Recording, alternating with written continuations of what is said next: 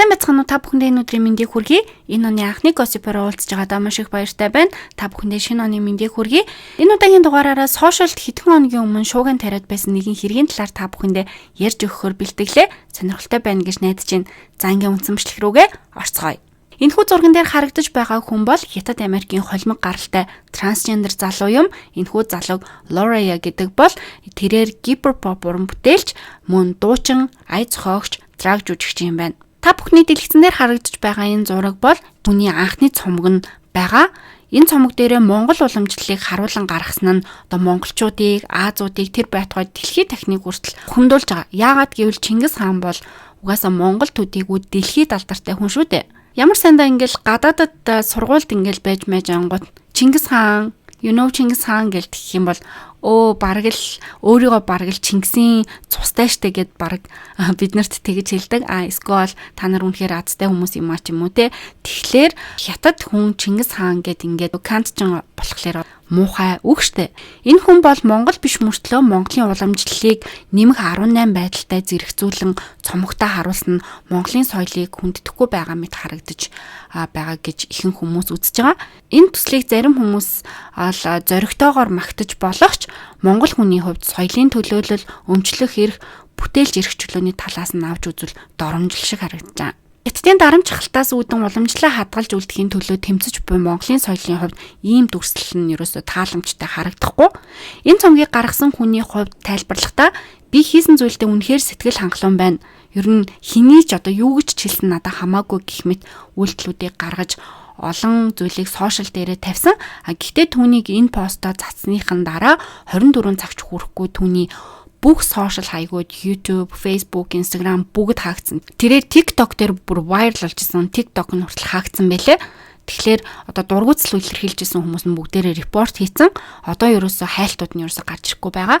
За тэгээд түүний тэр янз бүрийн постнуудын нь доор нь мэдээж хүмүүс комент бичсэн байгаа. Зарим комментуудыг харах юм бол нэг хүн хэлэхдээ би чамайг Америк төссөн гэдгийг нь ойлгож байна. Яагаад гэвэл Америк соёл бол гэдэг нээлттэй те хинээс ч айхгүй нүцгэлж болдог те юу ч яаж болдог тийм нээлттэй улсааран.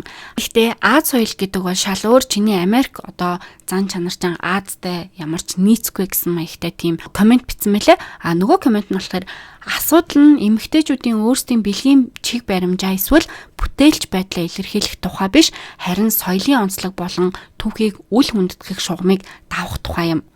Чингис хаан бол Монголын өв соёлд чухал үүрэгтэй бидний өвөг дээдс болон үндэсний бархлыг илэрхийлдэг хүн мөнөөсөө мөн түүний нэрийг Чингис Кант гэж нэрлэх нь одоо ёс бус харин доромжилсан манай соёлыг тоомсорлсон тийм үйлдэл болж байна гэж нэг монгол хүн одоо англиар бичсэн байлээ. Энэ мэтчлэн маш олон хүний одоо комментууд байсан. Тухайн уран бүтээлчийн одоо өөрөө постлсан, олон нийтэд хүргэсэн зарим үгнүүдийг нь би бас хайж олоод устгаас нь өмнө хадгалаад тавьчихсан байсан. Тэгээ тэр болгоныг нь доороо сабтайтл орчуулгатай.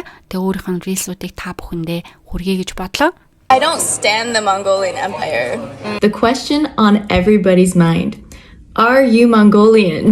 Let's get into it. First of all, thank you for all of the overwhelming love and support for not only this video, but for the album as a whole. I'm very proud of it. I'm very proud of the artwork, of the visuals, and of the promo that I've done for it. Thank you for all of you who see me. Okay, let's be very clear here. Genghis Khan was and forever will be a colonizer. He killed, raped, and pillaged from the Middle East all the way to China, creating the largest empire in human history. He specifically colonized parts of southern China where my ancestors are from. I think there's some crazy statistic like 8% of all men who were born in what was formerly the Mongolian Empire to contain genetic tracings of Genghis Khan himself. So technically, if you're asking whether I am Mongolian, I would answer, does it really matter? I probably do have some Genghis in me, not by choice. Let me ask you this. If I were an Indigenous American and I made an album called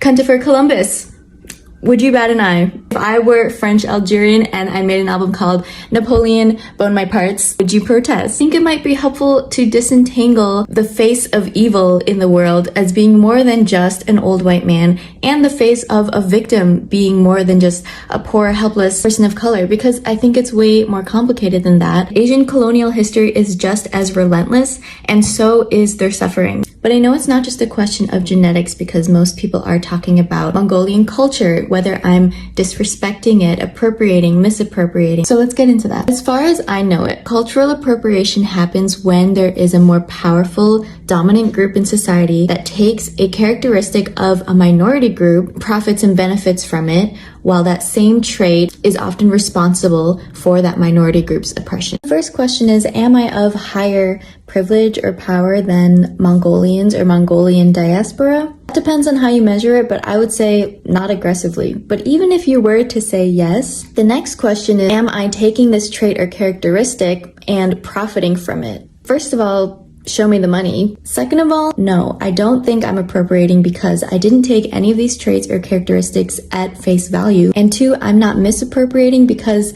I never said anything about Mongolia. I could see it if I were to go to a literal Mongolian craftsman, costume maker, and said, I want this traditional headpiece and I want to put it on my body, take a picture and use that. And that's it. That would be the equivalent of like Coachella white girls wearing Native American head garb. But the reality is that's just not what I did. There was actually so much thought and intentionality that went into the creation of this headpiece. Yes, we did draw inspiration from the Khalkha Mongolian woman headpiece. Traditionally mimics cow horns to symbolize freedom and nomadic life, but that was just for the shape and structure. We ended up using a lot of other elements as well, like the beading, the jewelry, religious, even giving Catholic imagery, some Chinese elements as well with the base hat, the color palette of the red and gold, a lot of lace, fur and chains to give it more of a boudoir modern twist. The whole thing was intended to reflect a whole tapestry of different references, fusing it together to make something new. But let's forget about the actual headpiece itself, because I think what's more important is the way that it's portrayed. From the way that I was sitting on the bed, on the fur, to my lingerie, to my makeup, my body language, my facial expression. This shoot was a drag shoot. This was a drag character. It was camp, it was ironic, it was self-aware, referencing queer iconography, imagery, and resistance. If you don't know what drag is, that's not my responsibility to have to teach you, because it's much more than just whether I'm Chinese or Mongolian, what costume I was wearing. I'm not mimicking any aesthetic. I'm creating a whole world of my own. And let me just end with one question. A lot of the comments were saying that the thing that was disrespectful about this shoot was the fact that I was sexualizing it, disrespecting it by putting it in lingerie. And let me just ask you, why? Why do you think that is? Why do you feel so offended and so uncomfortable by the woman femme expression of sexuality? Why does it feel so uncomfortable to see the queer femme experience being enjoyed? If I was wearing the same headpiece, but in a suit or a t-shirt or a hoodie, or if I didn't show my body at all, would you have the same reaction? Probably not. Does it inherently debase Asian culture, Mongolian culture, by putting it in lingerie? All I have to say is, I shouldn't even have to explain it. The girls that get it. And the ones that are hating, I don't owe you anything. I hate to say it, but you're just gonna be left behind because we're already here. This is not a new form of expression. This has been happening from people that are way braver than me. Queer artists, trans artists, POC women making themselves vulnerable and unashamed and visible in a way that I am just simply following in the footsteps of. Even though I am iconic, I'm not new. You're just really, really late. But for those that are with me, welcome. And if you want to support me, stream Genghis Khan. Thank you.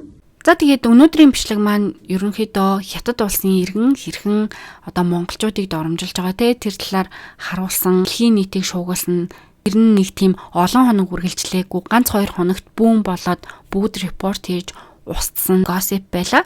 Өнөөдрийн бичлэг та бүхэнд таалагдсан уу? Доор комент бичээрэй. Дараагийн бичлэгээрээ одоо тухайн цаг үеийг шуугуулж байгаа тийм бичлэгийг та бүхэндээ бас хүргэх болно. Дараагийн бичлэг зүгээр та нартай хийн төгөхөд Singles Inferno гарсан байгаа. Түрүү жил би яг Singles Inferno-гийн панелистууд болон оролцогч нарын хувцсыг одоо үнэлж бичлэг хийгээд тэр нь бас хүмүүст таалагдчихсэн. Тэгэхээр энэ удаад ч гэсэн ерөнхийдөө өөрийнхөө сэтгэлдлийг агуулсан. Тэгээд дээрэс нь өмнөх бичлэг шигэ хувцсыг нь тайлбарсан тийм бичлэг оруулъя гэж бодлоо. Part 1 2-ыг хийх үү эсвэл ганцхан парттай байх уу гэдгээ бас бодож л байна. Та нар маань доор сэтгэгдлээ бичээрэй. Тэгээд би яг хийх явцдаа та нарынхаа сэтгэлийг хараад их болно. За тэгээд дараагийн бичлэгээр уулзлаа. Түр баяртай.